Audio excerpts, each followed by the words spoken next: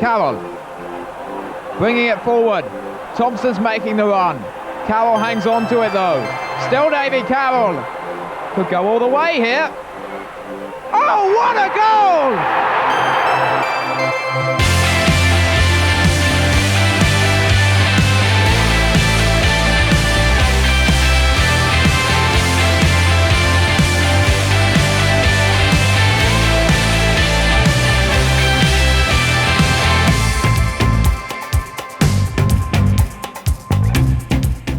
Hello and welcome to this week's episode of Ringing the Blues, the official Wycombe Wanderers podcast, in partnership with Virgin Media. On the show this week we have all the windy action and reaction from the game against Reading at Adams Park, plus Wycombe Wanderers fan Matt Bass joins us for Till Death Us Do Part. But first, let's head to Mexico City for the full Liga Juan results and some Chairboys Spanish with Uri.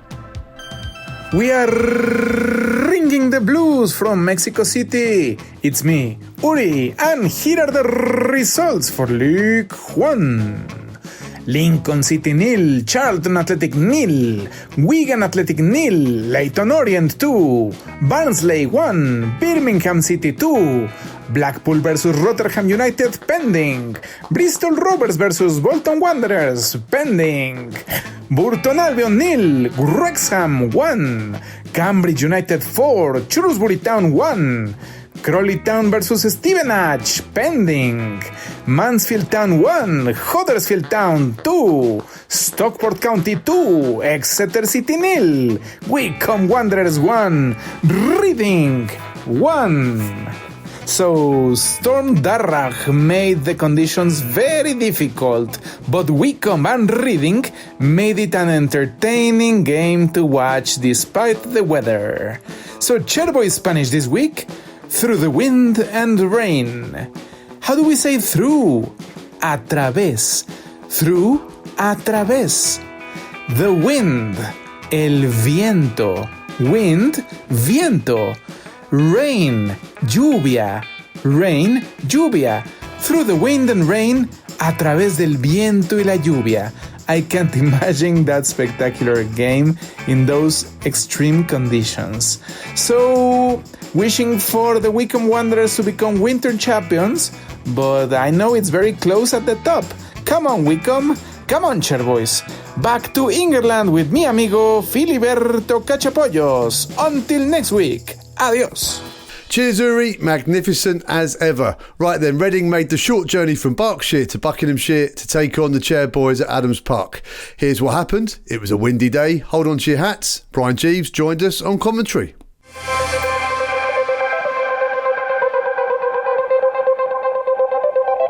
This is Morley now. Pings it to Onyedinma.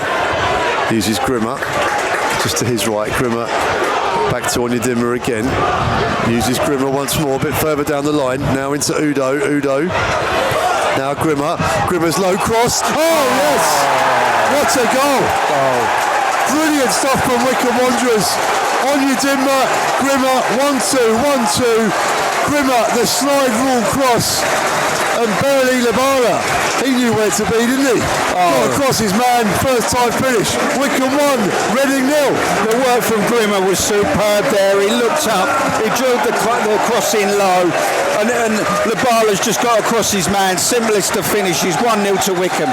Great start. Goal coming in the 17th minute here. Against the run of play slightly? Yeah, possibly. But look, you've got to take that chance when you get it. They've used the wind really well there, haven't they? They've got it forward, but they've drilled it across low, really low. If you hit that ball high, it carries away. But it's a great finish. It's a poacher's goal. Goes out wide to Mbenge. Joe Lowe misses the skidding ball now, and Ravers on the edge of the area, and Nibs, and he scored, he has. Oh, it's a dreadful goal conceded for Wycombe Wanderers. It's a bad error from Joe Lowe, uncharacteristic from him. The ball skidded underneath him. Nibs was onto it. Ravazoli made the save at close range from the edge of the area, but the rebound went back to Nibs, and he had the simple task of stroking it home into the empty net. It's Wycombe 1, Reading 1. Yeah, defensive error there, but it was that driven ball that we said along the ground that caused the problems, and the ball's just skidded away. Ravazoli's palmed it out, but it's come back to Nibs, and he's just rolled it into an empty net. 1-1. Gaffer, 1-1 in a game where the conditions certainly played their part too. Yeah, I think they did, but considering the wind and the rain and considering everything surrounding the game, I was really pleased with the way we played. Phil, absolutely, I was pleased with the manner of our performance. A couple of frustrating moments in the first half, but we spoke to the boys at half time, and we wanted to go and implement what we've been working on in the last couple of days to go and attack Reading. And I thought second half we did it. We did it really, really well. We had good intensity about us. We passed the ball properly. We had a threat about us. Unfortunately, we had some nearly moments that didn't quite result in a goal, but it just, the energy inside the grounds was you know, I was really fortunate under the previous manager to play in days like today when there was big away following. Our supporters were right behind the team, and it was a proud moment to be a part of that again today, and I really wanted to get that winning goal for those guys who were roaring us on, but unfortunately today it wasn't to be, but there's definitely some moments that we can be proud of today. Despite the wind and the rain, both teams have to take immense credit because it was a fantastic game to watch. I think, you know, the old cliche, if there was a neutral in the ground, it must have been an exciting game to watch because, you know, both teams tried to really imprint themselves on the game. We certainly tried to play with the principles that we've been doing all season, and that's not changed, and that will not change. I felt like we controlled, especially the second half, we controlled the game. There's a couple of nearly moments for Reading as well, of course, but they've got some players of real quality that they're going to use. So, yeah, I thought there was good control about us and a good threat about us, but unfortunately today it just wasn't quite to be to get that winning goal. 4 changes coming into it as well. Is that because of the long trip Tuesday night? Yeah, I just felt like the last few weeks when we've had long trips, we've had Barnsley, Burton, Stockport, and then on the Saturday just felt like we just lacked that extra half a yard, and it felt like a couple of changes. Jack Grimmer's obviously his club captain and has been amazing when he's been out of the team, absolutely amazing, and Jasper's done great, but it felt like the right time to put Jack back in. Tariq, obviously a player of real quality, and Lukey did great Tuesday night, and Bez as well, who's done great in the cup games, hasn't got enough league minutes and starts for what his performances deserved. So yeah, it felt like the right moment to make those changes, and I'm glad that those guys that came into the team really imprinted themselves. And that's where the Wycombe goal came from, a cross from Jack Grimmer and a finish by Beverly Labala. Yeah, it was a goal of top quality. I thought Jack played 2 great passes through the lines and then a delivery right across the 6-yard box, and it's Bez's movement that gets the goal from. Obviously he's got to finish it, but his movement across the defender is great. And actually I felt like we had a couple of those moments second half where we didn't gamble across the defenders that could have resulted in a couple more tap-ins. So yeah, a goal of top quality, and we hope we've got some more to come. The start of the second half, first 20-25 minutes of the second half, Wycombe played some fantastic stuff as well, and really seemed to handle the conditions better than Reading in that period. Yeah, well, we wanted to take the wind out of play, but you've got to do that by having the ball on the floor. You know, there's no wind. If you can pass it properly along the grass with the zip that, you know, our pitch has here, especially in the rain, the pitch has a real pace about it, and especially when the lights come on as well. We really wanted to build that momentum. We spoke at half time about second half, especially kicking towards the terrace. We build that momentum and keep, you know, knocking on the door. And unfortunately for us today, it didn't quite open for a goal. But yeah, look, that's the way we want to play. It's the way we want to imprint ourselves on games. It's the philosophy of our football club, and we want to keep doing that moving forward, mate. This happens quite often, but, you know, a game with a team with a new manager, and you often see players lift themselves or a siege mentality, and that happened again today. Yeah, but we know Reading have got some good players. They've, you know, obviously recruited a really good squad, especially last summer. They you know, signed some real good players, and they've been able to develop their own as well around it, which is great for them. And I think it, you know, as well as the conditions, the game, there's too many stoppages for my liking. We're told pre-season that the game needs to keep flowing and the ball's going to be on the pitch and all the rest of it. And it's hard when players keep going down and the game has to stop. But it's part of the game, and they're the frustrations of a football manager, and they're things unfortunately I can't affect.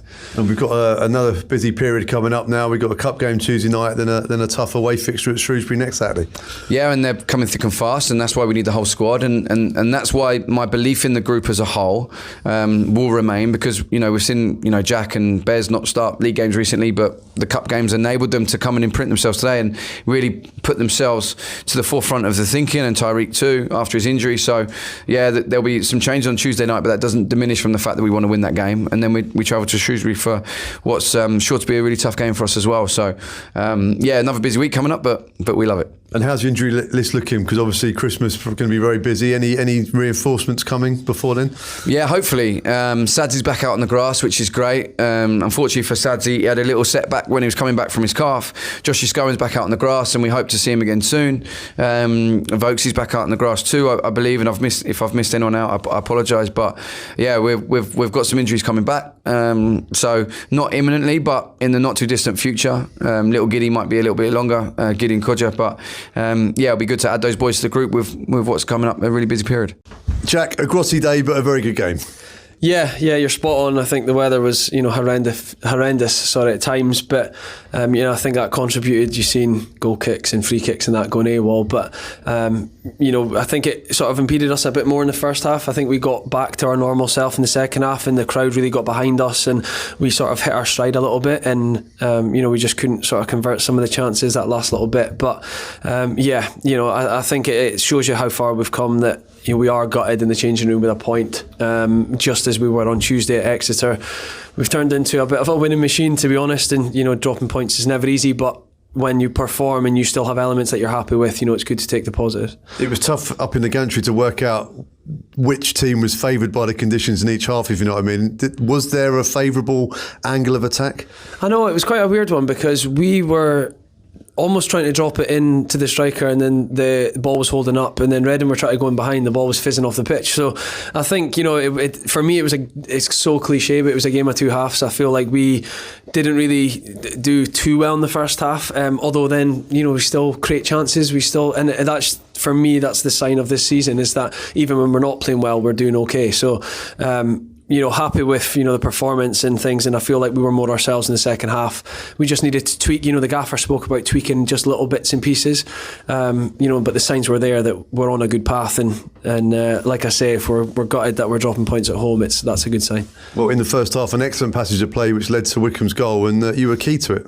Yeah, it was a good move. I think it's good because I know where some players are going to be, so I did my 1-2 with Fred and then with Udo, and it's through no coincidence that that happens. The gaffer's relentless and working on patterns of play, and Tomo is exactly the same, and I feel like we're on a real sort of all on singing from the same hymn sheet when it comes to movements and things, and that's why when we're not playing well, we can fall back on that, and where the players are going to be. So like I say, the gaffer's relentless in the work he does during the week, and I think it puts us in a good position for the weekend, and just gutted that we didn't really take other chances and come out with the 3 points. Showing your experience as well there, because you got the ball and you think there's no point in putting this in the air, is there, with the way the wind is? So it's a perfect low cross. Yeah, exactly. Yeah, and with the opposite side winger coming in the back stick, because Udo's involved in the hold up play. It's all things that we're taught sort of daily, I would think, from pre-season. So it's no coincidence that Bez then knows to get in the back stick when we can, and it's all things that thankfully are paying off. And because we will go. I think it's important that we will go through phases that we do not win games of football this season, and all of a sudden I feel expectation has changed massively for where we were in pre-season, and for players it's important, I feel like, we stick to what we know and don't get carried away with anything, just turn up to training and do the same stuff over and over again. And like I said, the gaffer and Tomo have been relentless with us, which is, I think, proven to be a real sort of it's benefiting us really well, and long may it continue, because like I say, we will drop points, but it's the manner in which you drop those points that's important. Wycombe had a real electric spell, about 20-25 minutes in that second half as well. They played some fantastic stuff, but just couldn't find the breakthrough. Yeah, I think it was one of the times in the game, I think, when we started the second half, I felt like I looked up at the clock and then 70 minutes was just there. And it was that sort of what I know the terrace end to be busy and full, and the atmosphere was up, and throw-ins were coming in quickly, and corners were getting taken quickly, and we were on the front foot. And then I feel like just towards the end, Reading did well to sort of, maybe with the referee didn't. Well, you better be careful what you say there, but I feel like they did really well in stopping the game. I feel like their keeper went down, their striker, went down, and for me it stopped our momentum, which we've done numerous times over the years, and they were very good at it today. But I just think that, there was a lot of stops and starts, and we are now this team that has evolved into front foot football and making sequences of play, so we need a flow in the game. And fair play to Reading. I thought, for being as young as they are, they're a good side. They're on a good run, and I think maybe having just lost their manager and gave them a bit of bounce as well, which probably was ill-timed on our behalf. So, but it was a good performance in places, and there's plenty of positives to take for sure, but also plenty to work on. They certainly had to defend well in that second half period as well, and really threw their bodies on the line. They did. I thought that, especially for being a young back four as well, with Wingy, who we know very well. I'm just glad he didn't score a 30-yard rocket against us. But for being a young back four, I thought they did really well, because this isn't an easy place to come, and I feel like expectation, as I said, has changed, and we need to handle that, because I feel like teams will come now thinking a point is a great result, and for us, we can't be dropping points at home. So it's, like I say, we've back to the training pitch, and there's plenty to work on, to be honest. But plenty of stuff that we're doing well at the minute, and if we can get more atmospheres like that today, the terrace was loud, and we really did feel the support. So if we can get more days like that, then it would be brilliant. And from your point of view, you've had to be patient the last few weeks, but got the start today, and would have been pleased with the performance. Yeah, reasonably. I think I really wasn't impressed with my part in the goal, if I'm being honest. I think when other players make mistake, you need the other players to get you out of it. So I wasn't, I'm happy-ish with my performance, but happy with the assist, but my part in the goal needs to be better. And I was already saying it at half-time kind of thing. But like I said, you need to be patient, because our squad it's the best squad I've been a part of. Definitely since I've been here. The strength and depth is just incredible. And you've got Tyreek coming in today, Baconson doing well, Matt Butcher and Luke Leahy on the bench. It's and Josh Goins out injured. To me, it's the depth that the club have managed to assemble is incredible. And there's so many games, so we're going to need everyone. And that's the thing, when I've had it with Jason McCarthy before, you come in, you come out, and the strength of the squad is how everyone cheers each other on when you're not playing, in my eyes. So it's been a long 4 weeks or whatever, 3 weeks, but it's loving to be back out there with the boys for sure. Well done today, and go and stay in the warm. Yeah, absolutely, because it was even cold for a Scotsman, I'm not going to lie. So nice one, take it easy. Awesome, mate. Great to hear from the gaffer and captain Jack Grimmer, but what about the Reading fans? What did they make of the game at Adams Park? Well, it's time for the opposition view. ARH Reading. Very difficult conditions, so a point for the Royals is very respectable indeed. The team really ought to be growing in confidence now, and it's a credit to them that they were able to restrict Wycombe to 1 goal and not many on-target efforts. Chris. With the wink we've just had, that's a fantastic result away to the league leaders. No idea how they are top of the league, by the way. The second half was a real slog, but we'll take that result. Well done, everyone. Royal Blue. Just how strong and gusty was that wind? Adams Park is windswept even when the weather's good. Both teams struggled with their passing, and the Wycombe keeper turned into a rugby player, consistently kicking into touch, until he eventually gave up and started kicking it straight down the middle, letting the wind decide whether to take it left or right. Bees Nibs. A good point away from home. Brilliant home form, and 4 unbeaten away now. That's the recipe for success regardless of the opposition. For what it's worth, Wycombe did not look overly special. Team spirit and confidence goes a long way, but there are better teams in this league than them. Smilester. Isn't it laughable that league leaders Wycombe's biggest crowd of the season would be classed as Reading's lowest? Off you trot. Matt Williams. Wycombe were good, but not as scary as I'd imagined. They had 15 minutes in the second half where they looked very dangerous indeed, as you'd expect from the league leaders at home. But we didn't capitulate, as we might have. They did score a well-worked goal, though, and their front two were impressive. Ed Riding. If you were to take the manager situation out of the frame, that's a sublime result. But considering the last 72 hours, wow! What a performance! What a result!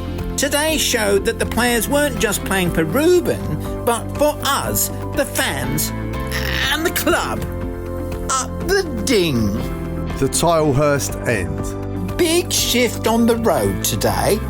We had to ride out some really difficult periods in the second half, but did so well in the end and fully deserved the point.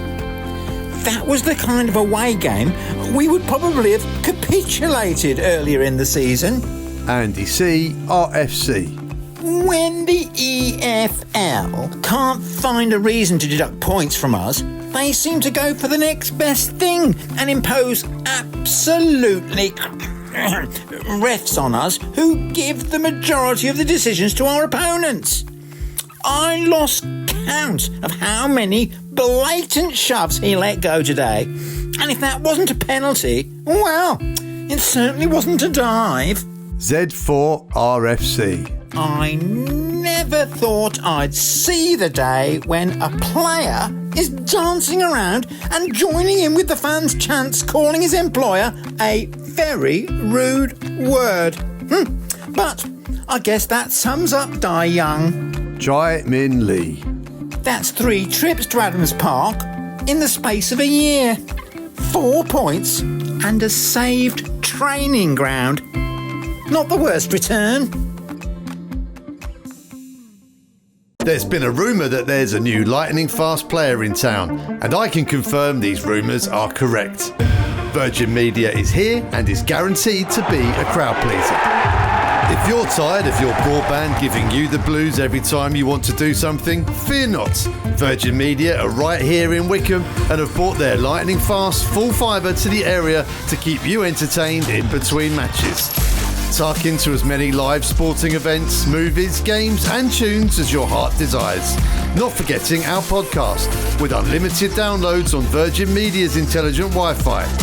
All delivered at the speeds you need to keep the whole house happy. And the best part is, you don't need to wait until the next transfer window to make Virgin Media your favourite signing of the season. Find out more at virginmedia.com or drop into your local O2 store. New customers only, eligible Virgin Fibre areas only, subject to survey, network capacity and credit check.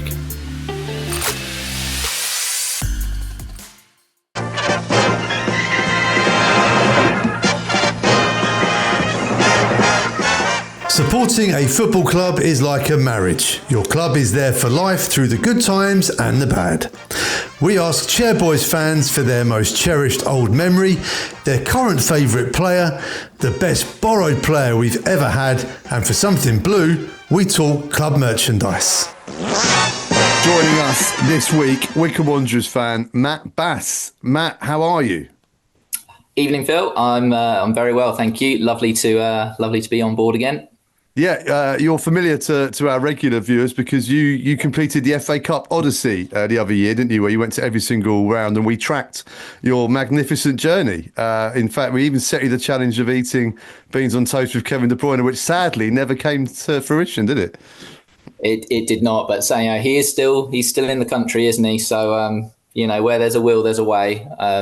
But I can't say it's something I'm actively pursuing this year. I think now's a good time to bring it up again because City are struggling. De Bruyne is not getting much game time. I think perhaps looking at his diet and his eating habits could be the place to start. I mean, and this is it. Beans is beans goes with everything, doesn't it? Beans on toast in particular. It's a British staple. Yeah, maybe that's what he needs to get him firing again as such. But I mean, who doesn't love it? Who doesn't love baked beans? Exactly, Kevin. If you're watching, and there's no good reason why you shouldn't be, let us know how you get on, because we'll claim the assist when it all goes right. Right, if you're wondering what the hell we're talking about, go back a few episodes about a year or 18 months ago, and you'll hear Matt talking about a wonderful FA Cup legacy where we went to every single round of the FA Cup. That's in the archives. Anyway, we're in the current day. So Matt, thank you for volunteering to be on the feature. It's becoming increasingly popular with Wycombe fans all over the world. Where do we find you, and where did your Wycombe Wanderers journey start? So I live in Kent these days, little village called Headcorn. We're sort of in a bit of a triangle between Maidstone, Ashford, and Tunbridge Wells. Actually just moved house, which is I've got a bit of a poor excuse for a backdrop. Can't really compete with some of the parts. Can't really hang anything on the walls at the moment. But so I live in Kent these days because that's where my wife is from originally. But I grew up in High Wycombe. My parents still live in Great Kings Hill. My first foray into Wycombe, I spent probably it must have been about 20 years. Just being devastated that so many people I knew were talking about, the 94 playoff final and all the FA Trophy and all of that. And my first experience, the first time I got to see Wycombe at Wembley was the 2015 playoff, the game against Southend anyway. Because my very first game was in Division 2 the season after beating Preston in the playoff final. It was a birthday treat. Saturday, the 4th of March, 95, Wycombe won, Stockport County won. I remember it so clearly. Terry Evans had a headed goal disallowed inside like a minute, maybe 2 minutes. And then County took the lead. And then, funny enough, it was Terry Evans again with the equaliser about the 70th minute. I think it was pretty sure that it was in front of the terrace.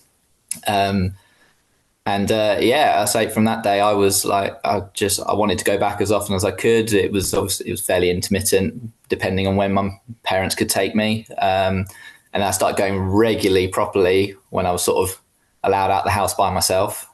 Probably about the age of 11 or 12. Like me and a few friends from school, we had season tickets and we used to go down. I think my first year as a season ticket was the year of the Great Escape against Lincoln. And for some reason I decided to renew again after that season, which is arguably a mystery. But I've got to ask you about because I'm old enough to remember all of the Wembleys, the 91, 93, 94, even the five-a-sides at Wembley Arena, 2 years of. So I was lucky enough to sort of live through that and be at those. How does it feel to be so close to have attended that sort of glorious period in our history, but you missed out? Yeah, it was so frustrating in many ways as well, because especially when you're young, I feel like, or maybe this is just me and I'm about to reveal a really dark side of my character, but I think you do get like really jealous of some people, especially as I'd sort of cottoned onto it, latched onto it, or however you want to phrase it. And there were people who had gone to those games. I'm not saying like glory supporters or day trippers or anything like that, but they'd gone to those games and then they weren't so regularly going like I was. I mean, in my first few years as a season ticket holder, and bearing in mind I was young, I think I missed maybe 2 or 3 home games a season or something like that. And I was doing the odd away game as well. And I thought, all of this, and I've still not got to see them at Wembley. I had to wait until 2015 for it. So it did really feel like it was a proper sort of penance being served in that sense. But growing up hearing, I mean, it was lovely to hear all of those stories of those games and seeing the pictures. And obviously, I think what sort of tempered it slightly, I suppose, for me in a way, was some of those heroes I still got to see play quite a bit. Your likes of Rhino and Brownie, like they're the ones that sort of stand out for me in particular. Terry Evans as well. I did still get to sort of share in their Wycombe journey, which was obviously lovely. But yeah, it was a bit of a sigh of relief when like we finally made it in 2015, and so unexpectedly as well after the season beforehand. But it was it was a sense of like, what could have been. In fact, I tell you, one of the first times I remember hearing the name Wycombe Wanderers, I think it was actually the day of the playoff final. And like, obviously it was on the radio or on the TV and people were saying like, oh, Wycombe Wanderers are playing Preston at Wembley. And I remember turning to my mum saying, is that like the Wycombe where I live? Have we got a football team? Football wasn't very big in my household. So, yes. So I think that was kind of my excuse.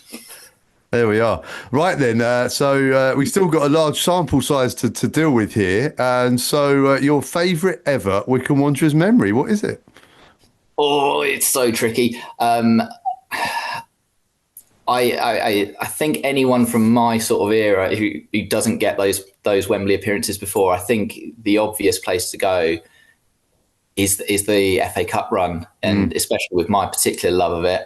And that would probably then lead into specific players from that time as well. One of the greatest days out or evenings out I've ever had watching football was going to that Wimbledon replay. Oh, magnificent, yeah. Oh, it was just incredible. I mean, when you look back, the game had literally everything. And sometimes like I'll watch like highlights back of that game and I think, I forgot that Simo got sent off in that one. And like Taylor saved the penalty like right at the end. You thought, I remember the referee was from somewhere way up north. I thought he just wants to get home. And that was again one of the first sort of nighttime away games I'd been to, like with friends rather than family or anything like that. So I went with Johnny King, Southwest correspondent. Yes. And actually, I remember I stayed at his the day the night after, and like we were just on such a high, and phrases like limbs get thrown out so regularly these days. But my word, the limbs that night, and like so many strangers that I hugged and things like that. I think if you had to put me down to one, it would be that, and also for the contribution of the late great Paul McCarthy, because I think he would be like up there. If he'd probably be in my top one, like all time favourite players, because what a guy, what a player, and his goal scoring in that cup run. Yeah, I was going to say, it wasn't just the Wimbledon game, was it? He was right the way through it. Yeah. And everybody misses it. Overhead kick, and Paul McCarthy puts the ball in the back of the net on 44 minutes to make it Wycombe Wanderers 2, Millwall 1.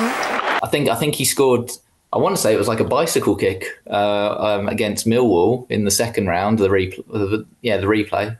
Yeah, I think that's a fair description. Yeah, definitely. And then obviously, he did get a header. Or he did score the first goal at Leicester, didn't he? He did, yeah. Yep. I think, Jamie, yeah. And I say, just what a player, what a guy, and just I say that game just had everything, literally everything. I remember being there that night, and it felt like a home game almost. I think it was like 5,000 of us there, and obviously Wimbledon it was on the start of their decline, wasn't it, where they had to ground share with Crystal Palace, and it was a replay. I don't think they were particularly enamoured with the fixture, whereas for us it felt like a huge step, and there was 5,000 of us there, and it did feel like we had the home advantage. Yeah, it really did. It was so special in that sense. I remember the previous rounds, obviously getting into the third round, thinking, we could get one of the big teams, and we got Grimsby, who admittedly were Championship equivalent at that time, and then we got past them. First time in the fourth round, we've got to get a Premier League side, and it's Wolves, and you're like, well, still Championship. It's getting slightly better. I think they were higher than Grimsby at the time.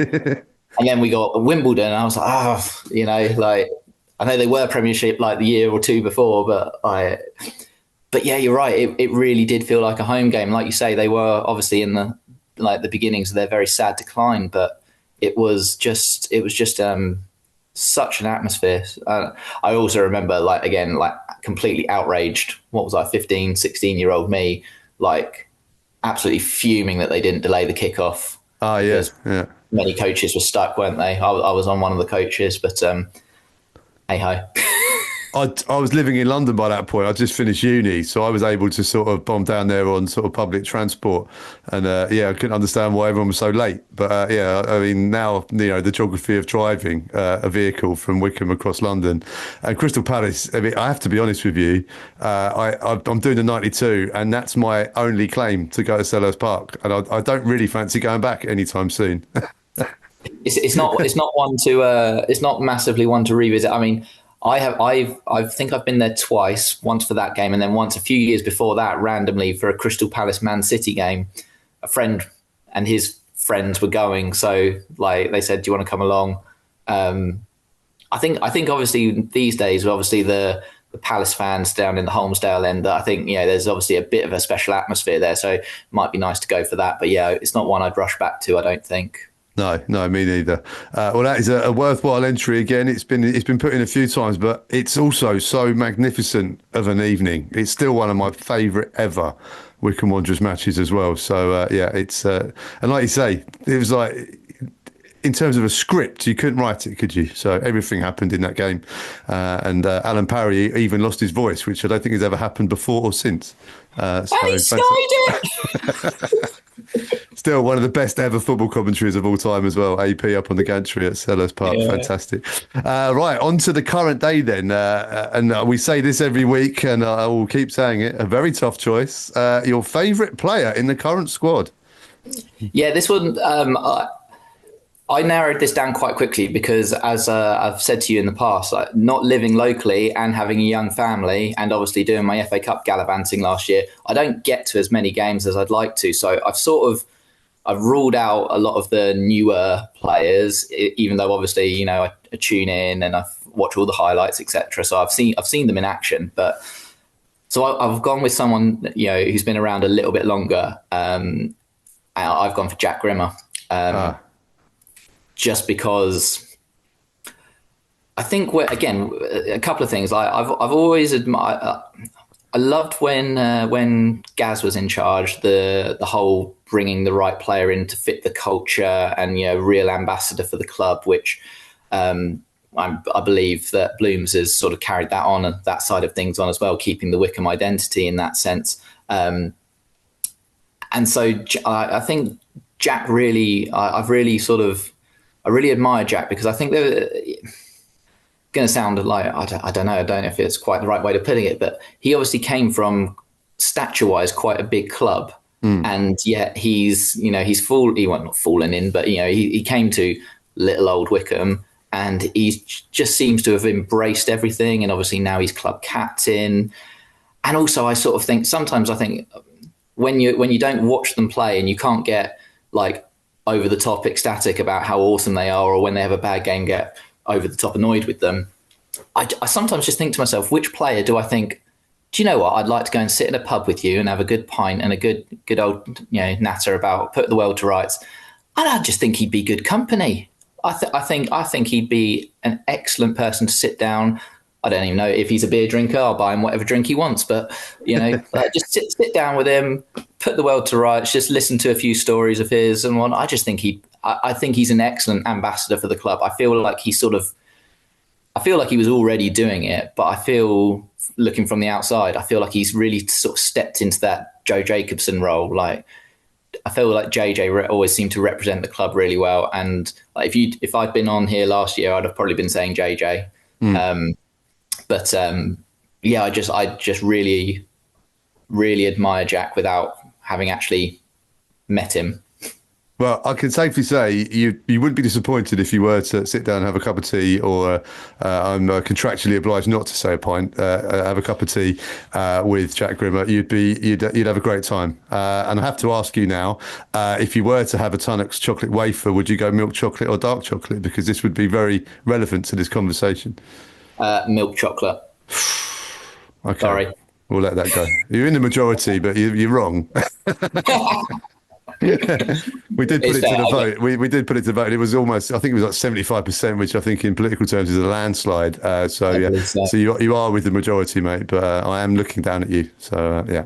But I will concede though, for the purists, it's a dark chocolate thing. I know that milk chocolate is well, I don't even know how to say it, but it's not. Yeah, it's not. They are harder to find, which I think adds to the whole thing. So there we are.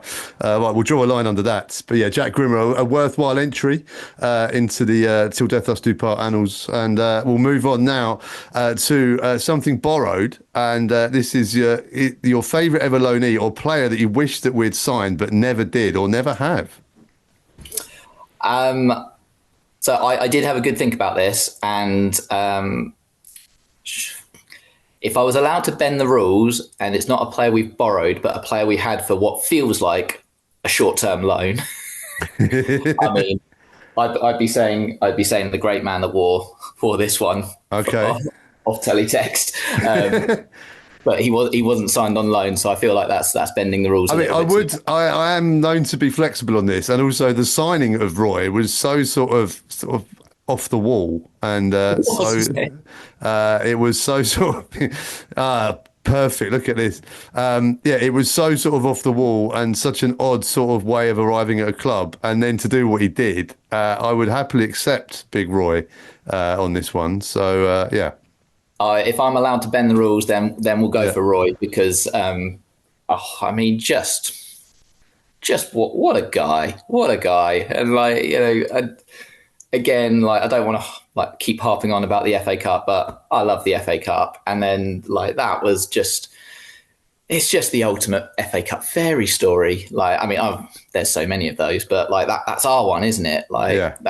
It was just insane. And I remember, I obviously already had the shirt, but I went into the club shop, and I think it was all the games had finished, and I said, "Can I get 36 Essendon on the back?" And the lady in the shop did actually say to me, "It's just been announced that he's not getting a contract or anything." I said, "Yeah, I know, but what other name am I going to get on that shirt?" So it's a cult classic. It's a cult classic now. He is, and he was just I just absolutely I never saw him play again after that season. He wasn't. I don't think I did anyway.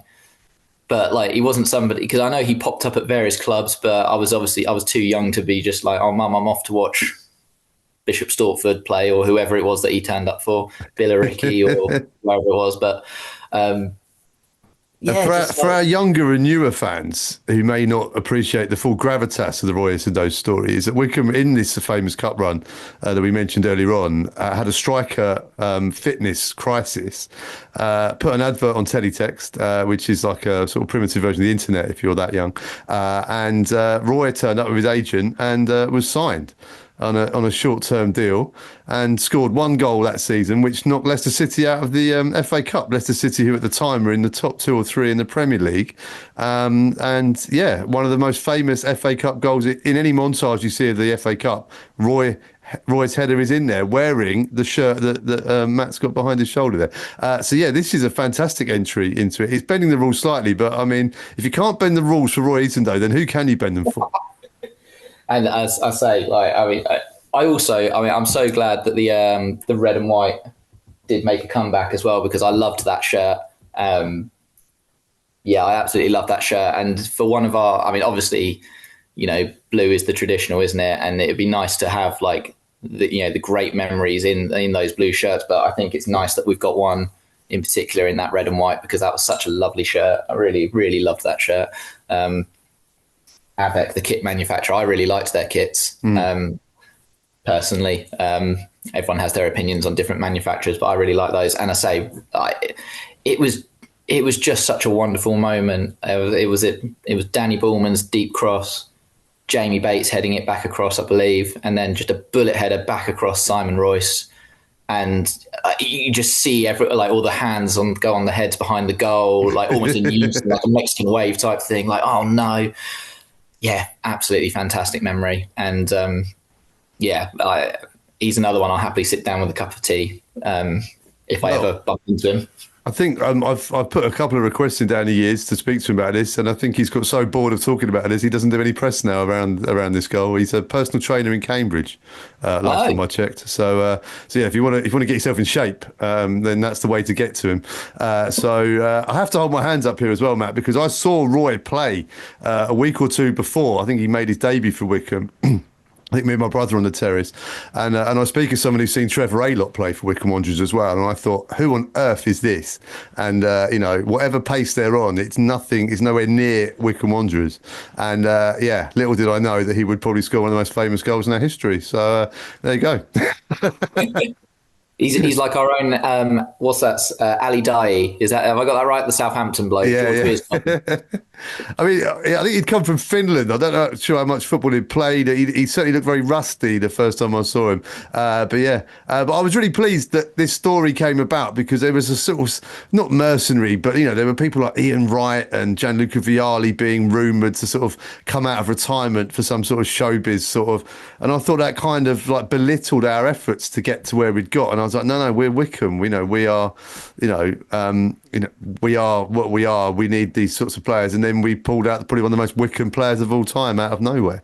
And so it's just the most perfect story and a fantastic entrance into Defrosty part as well. And I'm happy to have bent the rules on this. Now I'm looking forward to this part as well because I know you're a man with an excellent imagination and very creative, Matt. So something blue, ideas for the club shop. Where are we missing out in the club shop? Where should we be making some money? So, I've got two things here. And I'll sort of concede. One of them, I just need to. First one, big support to who, I'm so sorry, I've forgotten his name, the chap you had on recently who suggested the football season calendar. Yes. Yeah, John Palmer, yeah. That was just incredible. I thought, why, maybe it has been done at other clubs, I don't know, but why has that never happened? Because that would have saved many arguments with my wife over however many years, because she always says, if it's on the calendar, it's gospel. Yeah. So but I can't put it on the calendar for the new year. Like, as an example, I know it's now going to be postponed, but I had been planning on going to the Rotherham game because I've got friends up in that neck of the woods. But I've not been able to put it on a calendar. So could have been up in the air.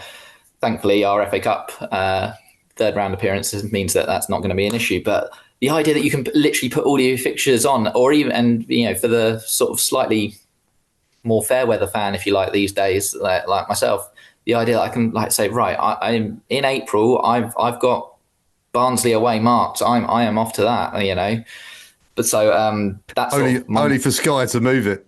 Yeah. Yeah. So that's my number one, which I must admit I wouldn't have thought of myself, but now that somebody's put it out there, please go ahead and do that. Excellent. The other thing is actually it's on the Gnome wavelength. Right, I'm already excited. And it's something that already exists. It's in my hand right now. I'm going to do a big reveal for you. This is one of only three. Oh, wow. In existence. Wow.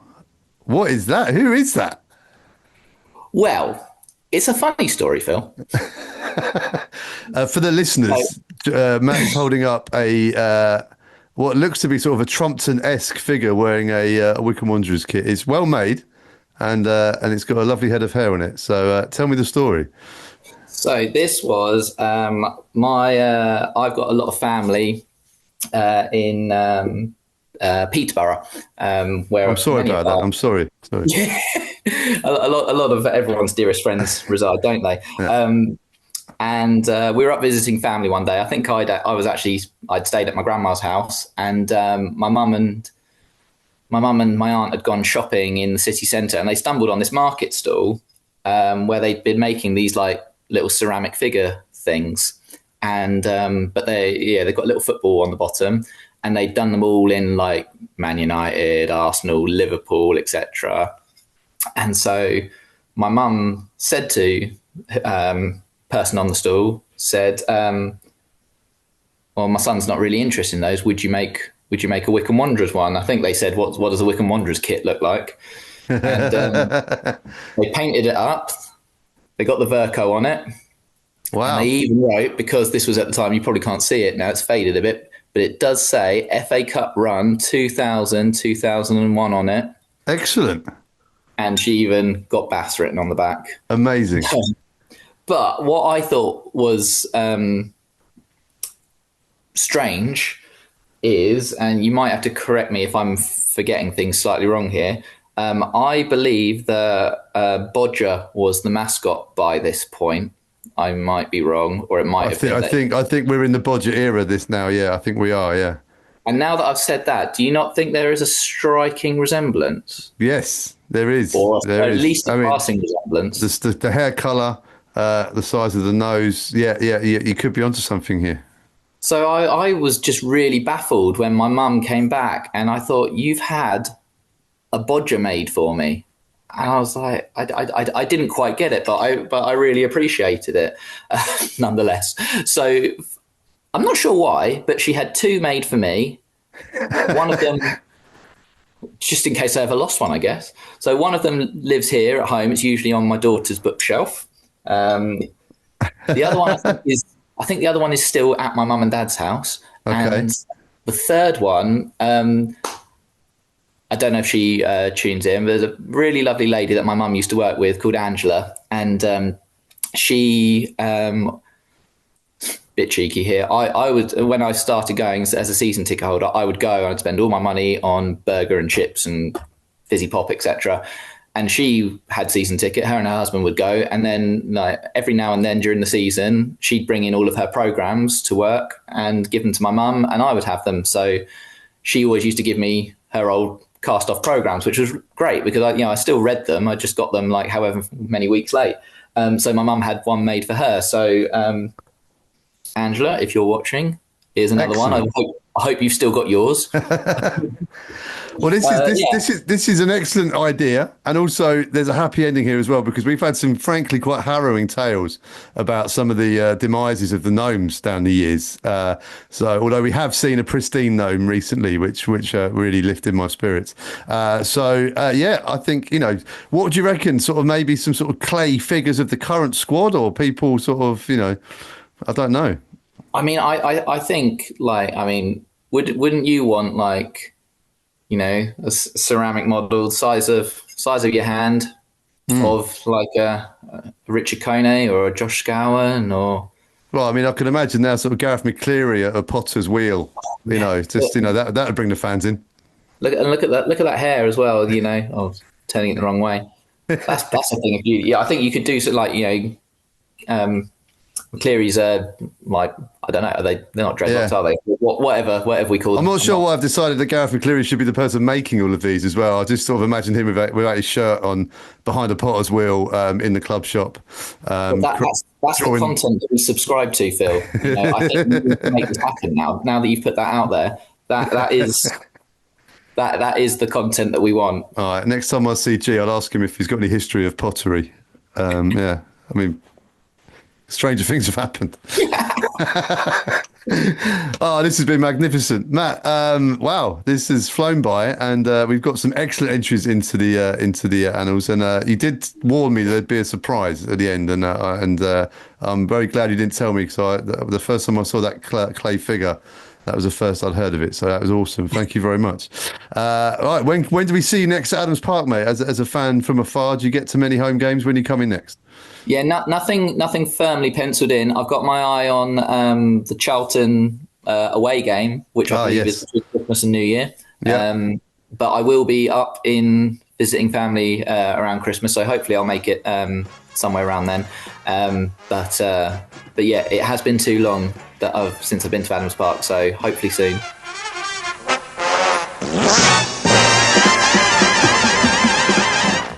That's it for this week's episode of Ringing the Blues in partnership with Virgin Media.